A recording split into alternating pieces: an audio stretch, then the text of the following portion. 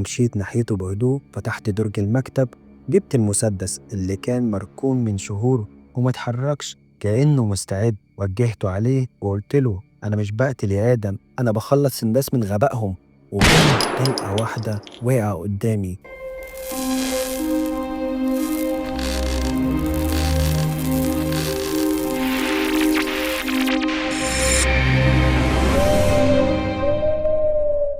أهلا بيكم يا ملهمين، عاملين إيه؟ وحشتكم صح؟ أنا عارف إني وحشتكم، بس برضو زعلان منكم على الفيديوهات اللي مش بتجيب زي الأول. فمع بعض كده نرجع الروح للقناة تاني، لأن النهاردة جايب لك جريمة جديدة في رعب الخميس، واللي بتتكلم عن دكتور نفساني، بس في الحقيقة هو أكبر مريض محتاج يتعالج، ده بسبب الأفعال البشعة اللي كان بيعملها ولسه بيعملها. فحضر قهوتك واقعد في ركن اوضتك الهادي وركز معايا كويس قوي، عشان انت الآن مع رعب الخميس. وبسم الله نبدأ.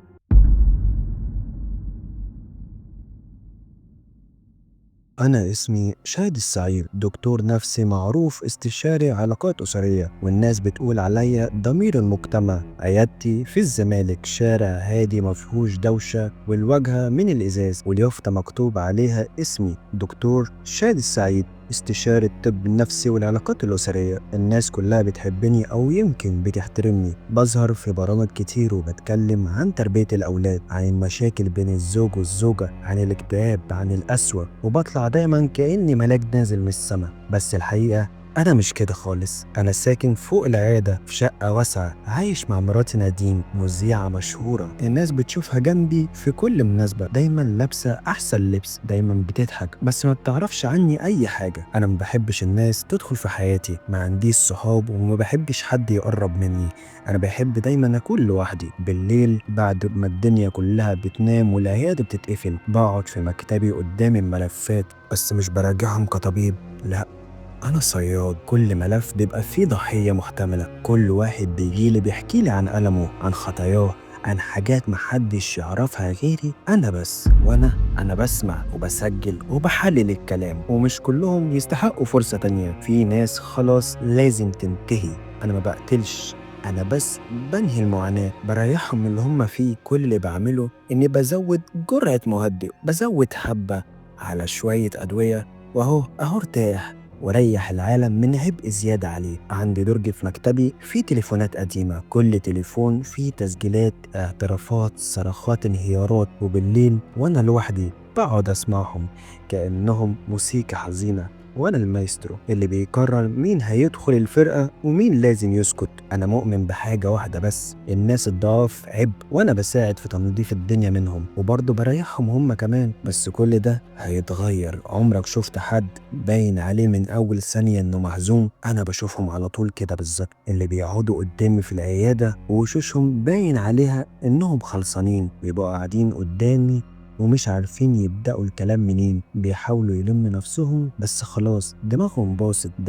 داليا كانت كده بالظبط، دخلت عليا وهي ماسكة شنطتها بتترعش، قعدت قدامي ونزلت دموعها قبل ما حتى تفتح بقها. قالت لي أنا خاينة يا دكتور، خنت جوزي. أنا كنت قاعد ساعتها هادي خالص زي ما أنا دايما كده، كنت شايفها قدامي مش مجرد مريضة، كنت شايفها فريسة كمان. سألتها خاينة يعني إيه؟ بتحب حد تاني؟ هزت راسها بأيوة وقالت أنا كنت مصاحبة واحد وعملنا حاجات غلط، أنا مش قادرة أعيش ومش قادرة أبص في وش جوزي. بصراحة أنا بحب النوع ده من الضحايا، اللي شايل ذنب تقيل واللي شايف إن موته راحة، وأنا شايف إن الموت فعلا هو الراحة الوحيدة اللي أقدر أقدمها ليها. بصت طريقتي، خدت منها تفاصيل عن اللي حصل واديتها شوية نصايح زي أي دكتور نفسي في البداية. كنت بكسب ثقتها، كنت بسيبها تتكلم أكتر، وكل ما تحكي أكتر كنت بحس إني بملكها أكتر. وفي الآخر كتبت لها علاج مش هتصحى منه تاني. والليلة دي داليا خدت الجرعة اللي كتبتها بإيدي وماتت على سريرها. طبعا الكل قال انتحار ومين هيشك، أصلها أصلا مكتئبة وخايفة. الجيران نفسهم قالوا إن حالتها كانت بتسوء كل يوم، وأنا كنت في العزاء بواسي جوزها يا عيني. وبس دي كانت البداية وبس. كنت عارف إن اللعبة دي لسه هتطول ولسه هتقربني أكتر من اللي نفسي أعمله، لأن كل واحد ضعيف هيجيلي هيكون بالنسبة لي مشروع جديد. وطبعا بعد ما داليا توفت الدنيا هديت خالص ومحدش شك فيا ومفيش أي حاجة تدمني أساسا. الناس كلها صدقت إنها كانت بتفكر تنتحر، وجوزها حتى قال هي كانت بتقولي إنها مش طايقة نفسها وإنها عايزة تموت نفسها. وأنا كنت بسمع الكلام وأنا ساكت، مفيش جملة خارجة مني. أنا دايما بحب أسمع أكتر ما أتكلم كمان، لأن اللي بيتكلم كتير بيغلط كتير. وبعدها بأسبوعين دخلت عليا واحدة تانية، نهى، 28 سنة، متجوزة وعندها طفل. كان باين عليها إنها ست جدعة، بس كانت متدمرة. جوزها بيضربها بيشتمها، والست بتقول لي أنا بحس إني ميتة وأنا لسه عايشة، ولادي مش هيعرفوا يعني إيه أم سليمة نفسيا. كلامها لمسني، لا مش لمسني عاطفيا، أنا ما بحسش بالكلام ده، بس حسيت إن دماغها خلاص قربت تتجنن، وكل ما المريض يقرب ينفجر كل ما أنا بحس بالمتعة أكتر. كتبت لها علاج وطلبت منها تيجي بعد أسبوع، بس الأسبوع عدى وهي لسه ما جاتش. جوزها لقى الجواب اللي سابته واللي فيه اعتراف إنها خلاص مش قادرة تعيش وإنها ترتاح. على فكرة أنا اللي كتبت الجواب، أنا اللي حرضتها في الجلسة إنها تكتب مشاعرها وتكتب كل حاجة، بس هي وصلت للي خلقها وأنا وصلت لراحتي. موتها كان هادي، مفهوش دم، مفهوش صراخ، مفهوش مقاومة. الموت اللي بيجي من جوه النفس أنا بعشقه، بيحسسك بالمتعة. الاتنين راحوا ومفيش حد ربط ما بينهم، واحدة خانت والتانية مضروبة ومهزومة، يعني طبيعي جدا ينتحروا. بس أنا كنت شايف إني مش بقتل، لأ أنا بريح الناس من وجعهم ومن نفسهم. في الوقت ده أنا كنت شايف نفسي منقذ، بس اللي ما كنتش شايفه إن في حد بدأ يلاحظ، حد غريب بيبصلي بنظرة مش مريحة. اسمه كان آدم، وده حكاية لوحده.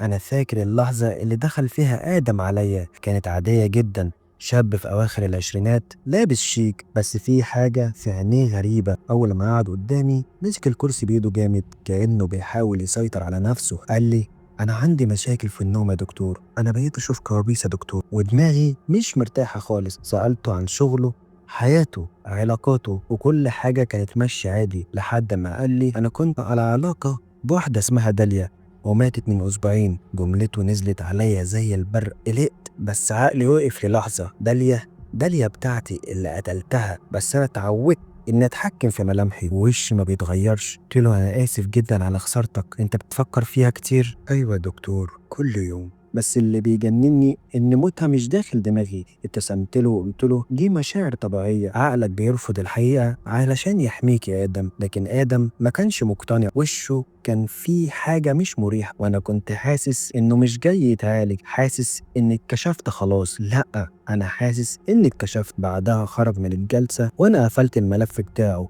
وحطيت عليه نوت صغيرة، خطر محتمل. بعدها بأيام بدأت ألاقي حاجات غريبة، الباب بتاع العيادة مفتوح شوية وأنا متأكد إني قافله. الموبايل القديم اللي عليه تسجيلات جلسات داليا اختفى ورجع بعد منها بيومين. الكاميرا الصغيرة اللي في أوضة الجلسات كانت مطفية بالصدفة. لا آدم بيحاول يوصل لحاجة. أنا بدأت أراقبه من الكاميرات اللي عندي ومن باب العيادة اللي بيطل على الشارع.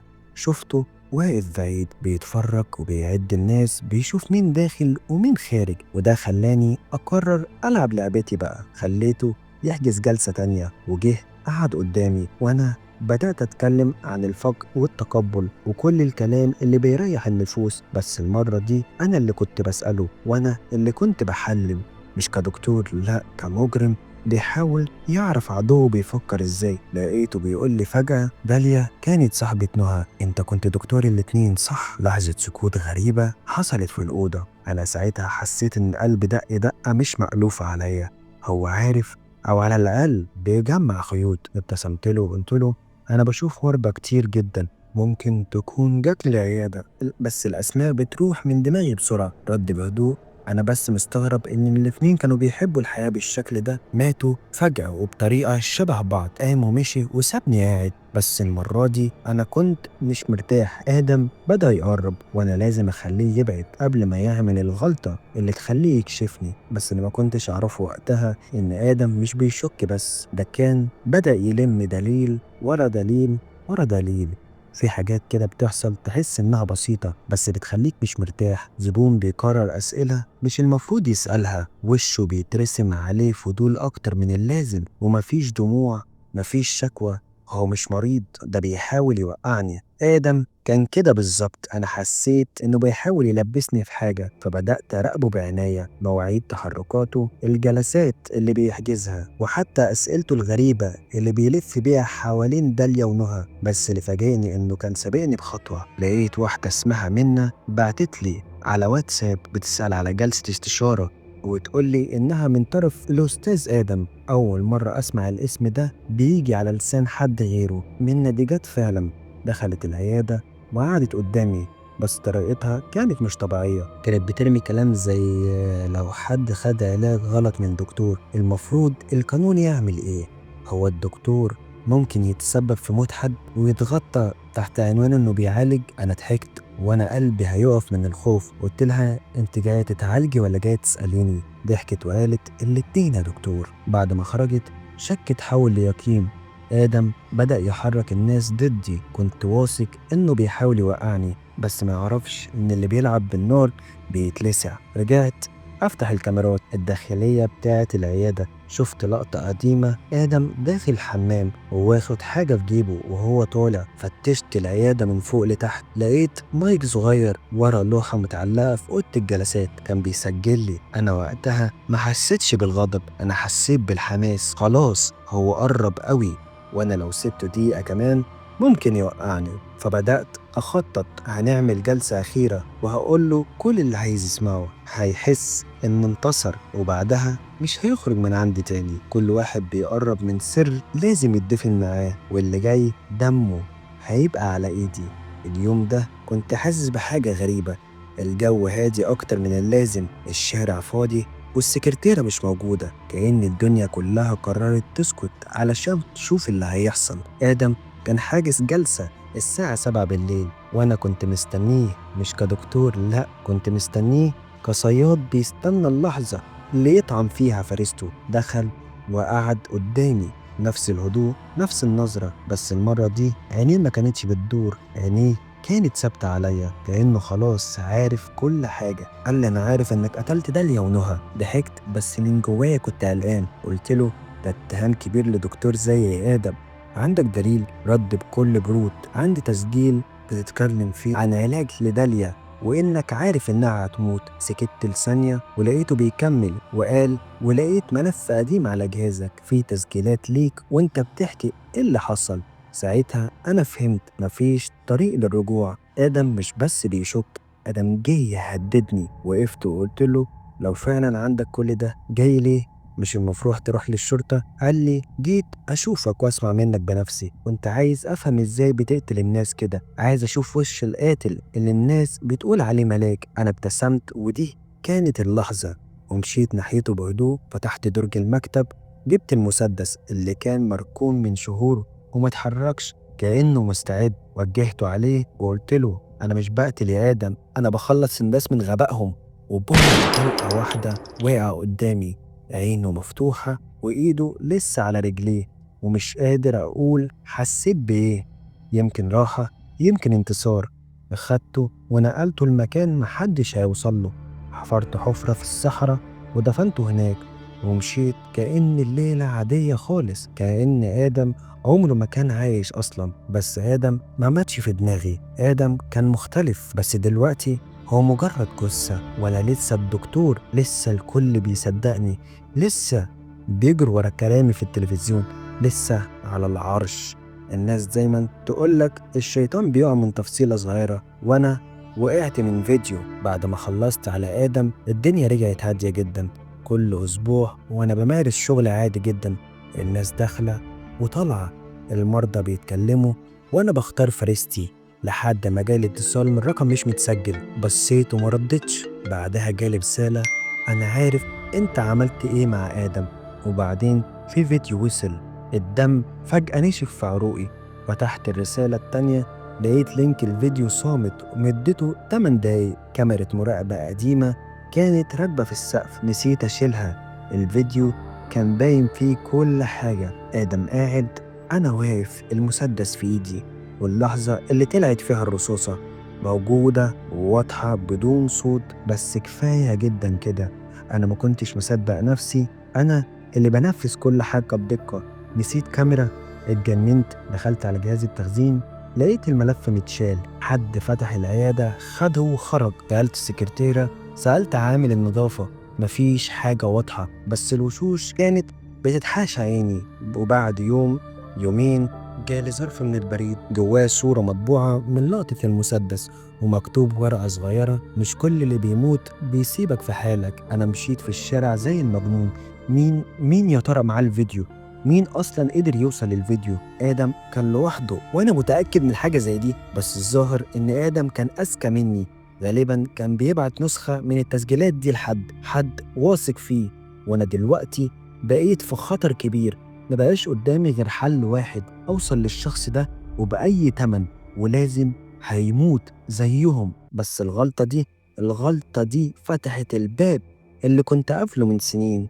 دلوقتي اللعبة خرجت من ايدي. انت عمرك ما حسيت انك متراقب؟ مش بس متراقب، لا، كان الهوا نفسه بيبلغ عني. كل ما امشي في الشارع الاقي حد بيبص لي زيادة عن اللزوم. كل ما افتح باب العيادة احس ان حد حرك حاجة في المكتب. حتى السكرتيرة بقيت بتكلم معاها بحذر، كأنها عارفة حاجة بس خايفة تقول. أنا كنت طول عمري اللي بيراقب، بس دلوقتي أنا اللي بقيت تحت الأنظار. في يوم وأنا خارج من العيادة لقيت ورقة صغيرة محطوطة تحت مساحة العربية بتاعتي، كانت مطبوعة ومكتوب فيها كل حاجة بتتحسب وكل خطوة ليها تسجيل. يا ترى أنت جاهز؟ الورقة دي قلبت كياني. أنا كنت متهيالي إن الموضوع اتقفل وإن اللي معاه الفيديو بيهدد وبس، بس دلوقتي في خطة شغالة وأنا جزء منها ومن غير ما أعرف. وبدأت أشك في كل اللي حواليا، حتى السكرتيرة بدأت أراقب موبايلها. الممرضة كانت معايا في العيادة، سألت عليها لقيتها كانت شغالة في مكان وعملت حادثة من زمان. حتى واحد من زمايلي كان بيتكلم معايا مرة عن أخلاقيات الطب النفسي وبصلي بنظرة مش مريحة.